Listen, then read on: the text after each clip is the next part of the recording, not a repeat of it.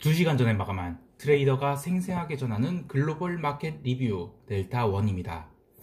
시장이 코로나 백신 수혜주와 비수혜주로 갈려서 개별 종목 수익률 게임에 들어갔다고 하는데 아유 참 갖다 붙이는 것도 자유입니다. 연말까지 이 포트폴리오 매니저들이 주식 비중을 늘려야 하는데 시장이 지나치게 흥분해서 달려버려서 오히려 스마트한 매니저들은 이익 실현을 하면서 조기에 북클로징을 하거나 해지를 해버린 시장이고, 그래서 섹터별로 밀리다 보니까 이 백신에 대한 부정적 이야기들이 나오면서 시장이 조정을 받았다고 하는데, 그러면 어제 러셀 오르고 유럽 지수 계속 오른 건 뭡니까? 네, 그냥 연초 대비 많이 달린 시장은 덜 가는 거고 못 달린 시장이 계속 달리는 것에 불과합니다. 그리고 전체 시장은요, 숏돌이들한테는 미안한 얘기지만 계속 롱으로 보입니다. 델타1이 엣지 있는 글로벌 마켓 리뷰, 아시아 시장 부탁합니다.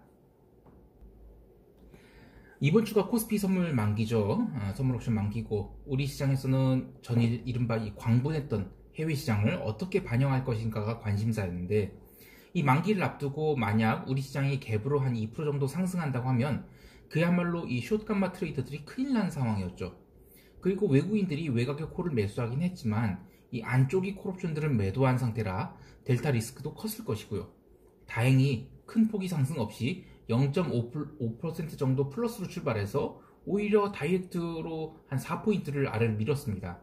그런데 이 풋옵션 가격 너무너무 비싸다고 했죠. 그런 하락에도 풋 가격은 얼마 오르질 못했어요. 그리고 30분 뒤에 다시 반등이 나오면서 거의 시가선까지 올라왔습니다. 결국 하루 종일 옵션 시장은 양매도장이 되어버렸습니다.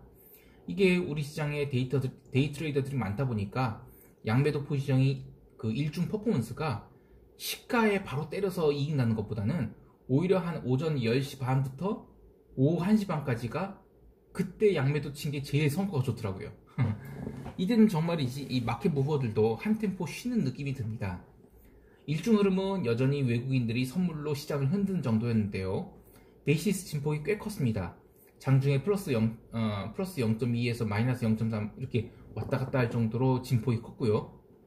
이것은 일정 수준까지 내려가게 되면 또 바닥을 치고 그러니까 반등하는, 그리고 올라온다 싶으면 또 확 때려버리는, 그래서 급락은 주지 않되 또 급등도 주지 않겠다는 전형적인 그냥 양매도장의 그런 모습이죠. 이렇게 되면 우리 시장은 웬만해서는 또 안 빼겠다는 얘기입니다. 아시아 세션 내내 미국 지수 선물이 장중에 꽤 많이 밀리면서 투자자들을 좀 당황스럽게 했는데, 그럼에도 불구하고 우리 장은 거의 밀린 것도 아니에요. 그리고 유럽장 시작하고 나서 지수 선물은 잠깐 반등 주는 듯 하다가 나스닥 선물이 무려 마이너스 2%에 가까운 하락 나왔죠. 반독점법 이슈로 밀렸다고 하는데, 그냥 이 언더퍼폼한 주식, 유럽 주식들 담고 아웃퍼폼한 빅테크 판 거에 불과합니다. 무슨 쓸데없는 뉴스를 갖다 붙이고 앉아있는지. 아시아 세션 정리하면 옵션 만기주로 시장은 계속 에너지 응축 중이나 급락은 없다, 이렇게 보고 있고요. 어떻게 보면 이번 주 후반까지 계속 그냥 양옵션 다이어트 할 것으로 보입니다. 이제 유럽 세션 넘어갑니다. 유럽 세션이 초미 관심사는 과연 어제 미국 시장에서 나타난 조정이 나올 것이냐 였습니다. 전일 유럽 본장 마감 후 미국 시장은 추가로 밀렸죠. 그런데 그 밀린 폭이 절대로 적은 게 아닙니다. 아시아 세션에서도 미국 지수 선물이 계속 약세였는지라 어느 정도 반등이 나올지가 궁금했는데, 아시아 세션 참여자들이 이것을 의식한 것일까요? 한국 시간으로 오후 2시 40분부터 유럽 지수 선물이 더 이상 밀리지 않고 반등을 시작했습니다.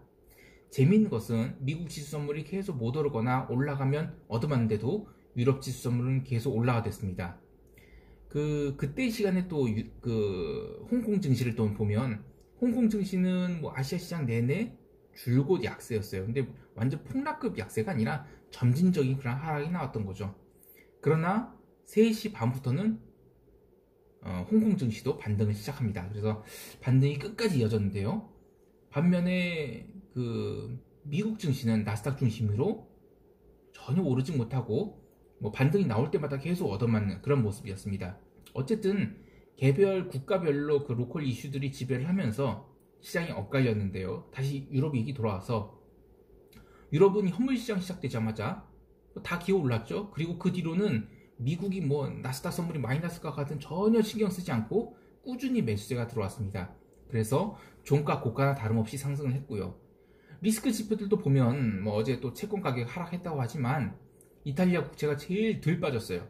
그리고 유럽 국채 조금 빠졌고 미국채만이 그냥 아래쪽으로 계속 내려가서 뭐 저가권에서 머물렀죠.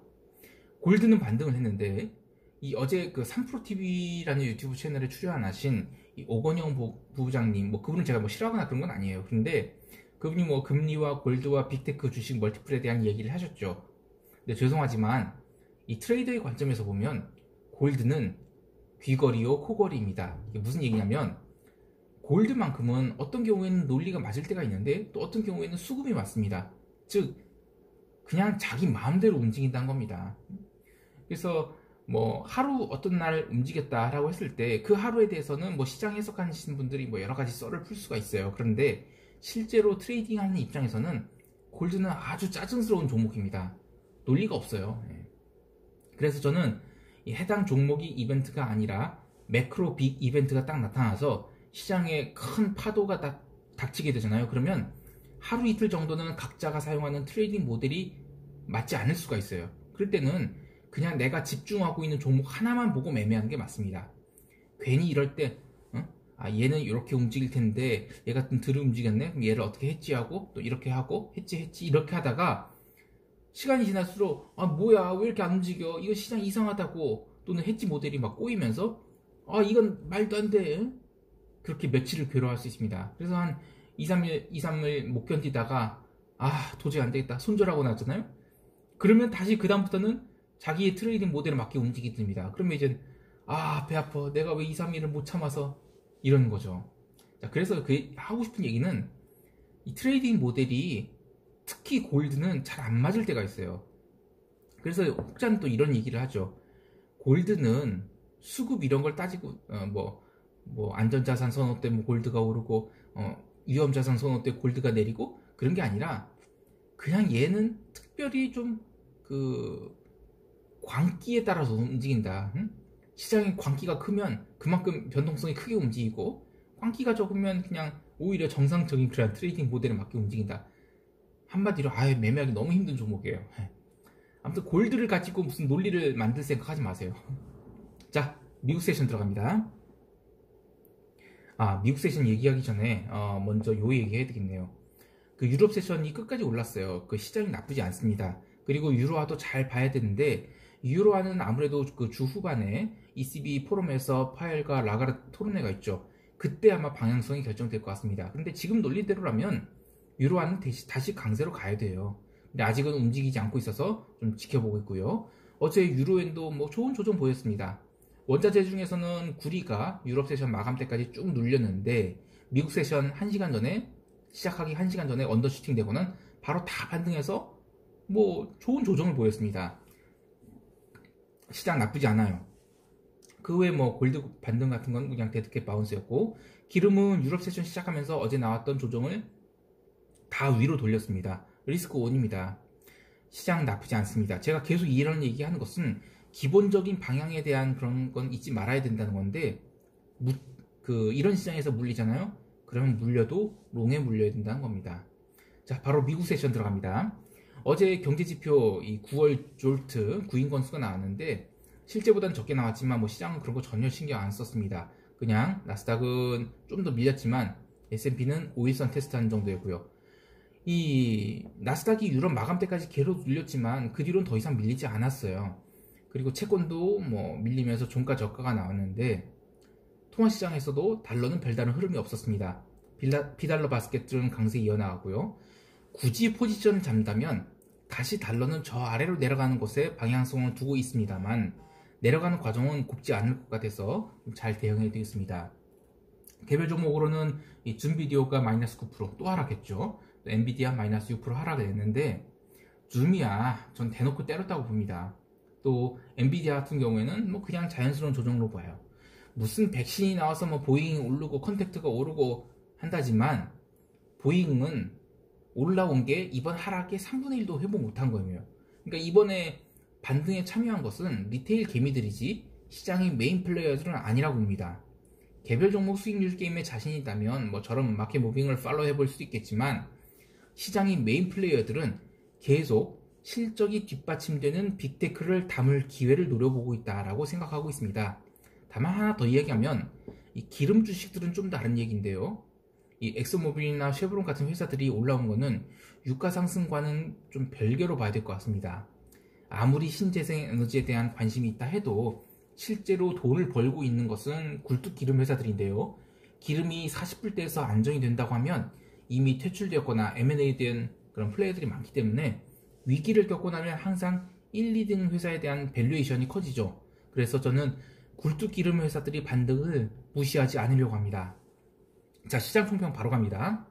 나스닥이 이틀 새 꽤 많이 밀렸는데요. 이 나스닥 그림만 보면 무섭게 느껴질 수 있으나 글로벌 시장 자체는 여전히 강세장으로 보입니다. 리스크 오프로 볼만한 요인들이 별로 없고 S&P 변동성 같은 경우에는 하락을 하고 있습니다. 시장에서는 그냥 5일선 조정 보이면 감사합니다 하고 매수를 해야 되지 않을까 싶어요.